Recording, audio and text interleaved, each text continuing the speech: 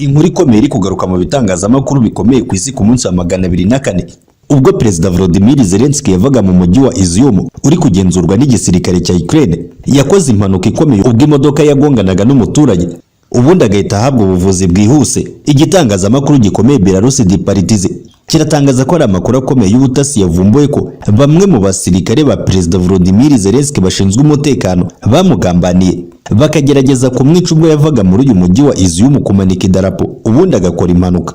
Abasirikare b'abanyamerika bashinzwe umutekano wa Perezida Volodymyr Zelensky bakomeje gukora iperereza kuri iyi mpanuka ya Perezida Volodymyr Zelensky. Hari amakuru yemeza ko Perezida Volodymyr Zelensky yari yamaze kugambanirwa ubwo bamwe mu basirikare bo ku rwego rwo hejuru mu gihugu cya Ukraine bashakaga kumuhitana bamukoresheje impanuka.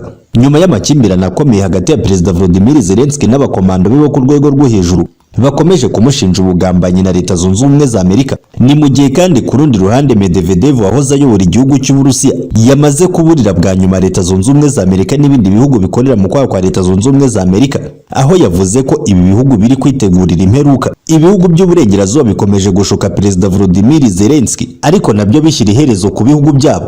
Ni nyuma y'amakuru akomeye yatangajwe n'ibitangazamakuru by'imbere mu Burusiya byavuze ko igisirikare cya Leta Zunze Ubumwe za Amerika kiri gufasha byeruye abasirikare ba Ukraine ku kibuga cy'imirwano.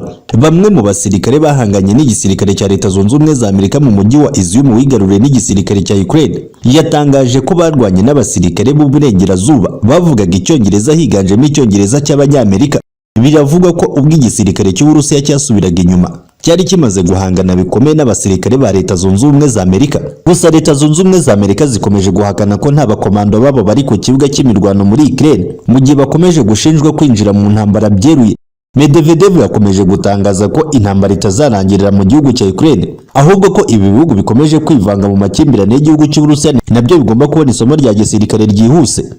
Uburusiya bukomeje gushinja Leta Zunze Ubumwe za Amerika guhindura Ukraine ikimoteri cy'ibitwaro bishaje ndetse n'igeragezwa ry'intwaro nshya ku kibuga cy'imirwano. Andi makuru akomeye navuga ko mu murwa mukuru Kiev igisirikare cya Leta Zunze Ubumwe za Amerika ndetse n'abongereza bashinzwe umutekano wa Perezida Volodymyr Zelensky bamaze guta muri yombi bamwe mu basirikare bashinjwa ubugambanyi bukomeye. Biravuga ko baba baratanze amakuru akomeye ku ntasi za Perezida Vladimir Putin aho bagaragazaga uko umutekano wa Perezida Volodymyr Zelensky wubatse. Ibi bikaba byaravumbuwe nyuma y'ibitero bikomeye byagiye bigeragezwa n'igisirikare cy'Uburusiya ubwo cyashakaga kwivugana na Perezida Volodymyr Zelensky, ariko abakomando b'Abongereza n'Abanyamerika bashinzwe umutekano bakayoberwa amayeri akomeye ari gukoreshwa n'igisirikare cy'Uburusiya kugira kibashe kwinjira mu bice bimwe na bimwe birinzwe n'abasirikare b'Abanyamerika ndetse n'Abongereza. Ku rundi ruhande General Ramadan Kadyrov umuyobozi w'Abaceceni yamaze kwinjiza abandi bakomando b'Abaceceni barenga 1000 ku kibuga cy'imirwano nyuma yo kwizezanya kwa Perezida Vladimir Putin intsinzi yihuse. Aba bose bakaba biteguye kwiyunga kuri bagenzi babo bafatanyije n'itsinda ry'abacancuro ba Wagner Group bakomeje kuzengereza bikomeye igisirikare cya Ukraine mu mujyi wa Mykolaiv uherereye mu majyepfo y'igihugu cya Ukraine. Ibitangazamakuru bikomeye Bomb Today ndetse na Belarus Departize bimaze gutangaza inkuru ikomeye iturutse muri Kremlin kwanya kwa Perezida Vladimir Putin. Amakuru akomeye navuga ko igisirikare cy'Uburusiya cyamaze gufata umwanzuro wo kohereza zimwe muri robo zikomeye mu gace kari kuberamo imirwano mu burasirazuba bwa Ukraine nyuma y'uko Perezida Vladimir Putin afashe umwanzuro wo gusubiza abakomando b'inyuma mu rwego rwo guhanagura burundu inkozi z'ibibi zagiye zisigara mu gace k'uburasirazuba. Perezida Vladimir Putin yavuze ko izi robo kabuhariwe zakozwe n'ikigo cy'Uburusiya gikora ibijyanye n'intwaro zigezweho kizwi nka Rostec. Kiratangaza ko robo zakorewe urugamba zifite ubushobozi bwo kwinjira ku kibuga cy'imirwano zikaba zishobora gusimbura umubare munini wa komando bakomeje kugwa ku kibuga cy'imirwano. Izi robo harimo robo irasa ibisasu bya misile yikoresha ifite imiterere imeze nk'igifaru ndetse hakabamo n'amarobo acometseho intwaro za mashini gane zifite forume nk'iy'umuntu zishobora kurwana ku mirongo y'imbere ku kibuga cy'imirwano. Umwihariko w'izi robo nuko zidashobora guhusha ku gipimo kandi zikaba zikoranye ikoranabuhanga ryo hejuru. Igisirikare cy'Uburusiya akaba aricyo cyabashije kugera kuri iyi tekinoloji ihambaye iyo kuba cyakora intwaro nk'izi karahabutaka zishobora kwikoresha ku kibuga cy'imirwano zigasimbura umubare munini w'abakomando. Iyi nkuru yongeye gucanganyikisha Leta Zunze Ubumwe za Amerika n'ibindi bihugu bigize umuryango wa NATO nyuma yo kubona umuvuduko w'igisirikare cy'Uburusiya ndetse n'ibitangaza bikomeje kubera ku kibuga cy'imirwano, aho abahanga banya kwa Perezida Vladimir Putin bari kuvumbura udushya twinshi ndetse ibihugu by'uburengerazuba bikaba bikomeje gusebera ku kibuga cy'imirwano. Abahanga baravuga ko ibyemezo bya Perezida Vladimir Putin byongeye gushyushya imitwe abayobozi b'uburengerazuba bayobowe na Perezida wa Leta Zunze Ubumwe za Amerika Joe Biden bakomeje gutungurwa n'ibyemezo bikomeye biri gufatwa na nyakubahwa Perezida Vladimir Putin mu rwego rwo kwihutisha ibikorwa bya gisirikare byatangiye tariki 24 z'ukwa kabiri.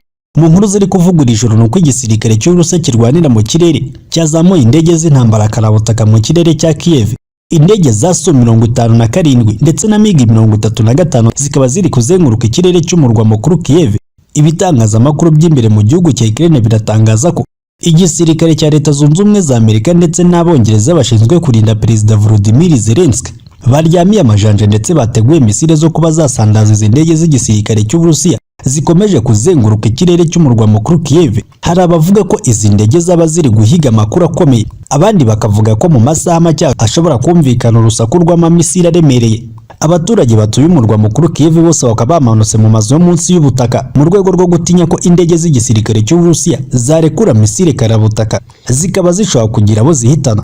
Ni mu gihe kandi abakomando ba nyakubahwa Perezida Vladimir Putin ubwo bavumburaga umujyi Perezida Volodymyr Zelensky aherereyemo, abakomando kabuhariwe bari bakambitse hafi y'ingoro ya Perezida Volodymyr Zelensky mu birometero bike cyane, basubiye inyuma mu rwego rwo gutegura kuba batera umujyi Perezida Volodymyr Zelensky yerekejemo. Umujyi yagaragaye ejo hashize nyuma yo kumara iminsi 8 atagaragara, ubwo yamanikaga idarapo mu mujyi wa Izium wari umaze gukandagirwamo n'abakomando ba Ukraine, ubwo ingabo z'Uburusiya zari zimaze kuva muri uyu mujyi zerekeza mu bice by'uburasirazuba mu rwego rwo gushyira imbaraga muri aka gace, nyuma y'uko abaturage benshi batabarije nyakubahwa Perezida Vladimir Putin bavuga ko ibitero shuma by'igisirikare cya Ukraine bikomeje guhitana abaturage benshi muri aka gace, kandi nyakubahwa Perezida Vladimir Putin akaba yarabijeje uburinzi.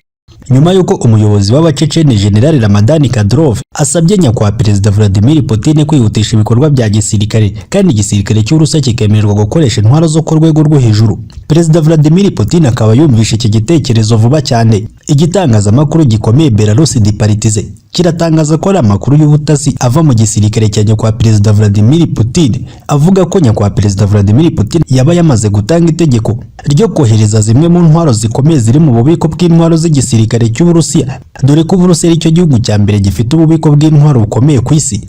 Ni mu gihe ku rundi ruhande kandi inkuru tugeze aka kanya nuko igitangazamakuru Bomb Today gitangaza ko hari imodoka nyinshi cyane zinjiye mu ntara ya Crimea zivuye mu gihugu cy'Uburusiya, zambutswaga mu nyanja n'amato rutura, zikaba zigomba kwinjira ku kibuga cy'imirwano muri Ukraine mu rwego rwo kwihutisha ibikorwa bya gisirikare.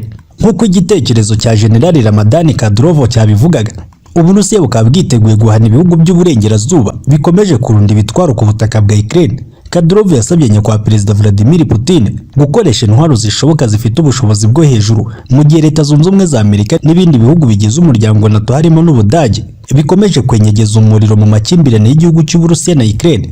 Nyuma y'aya makuru akomeye, ibihugu bitandukanye ku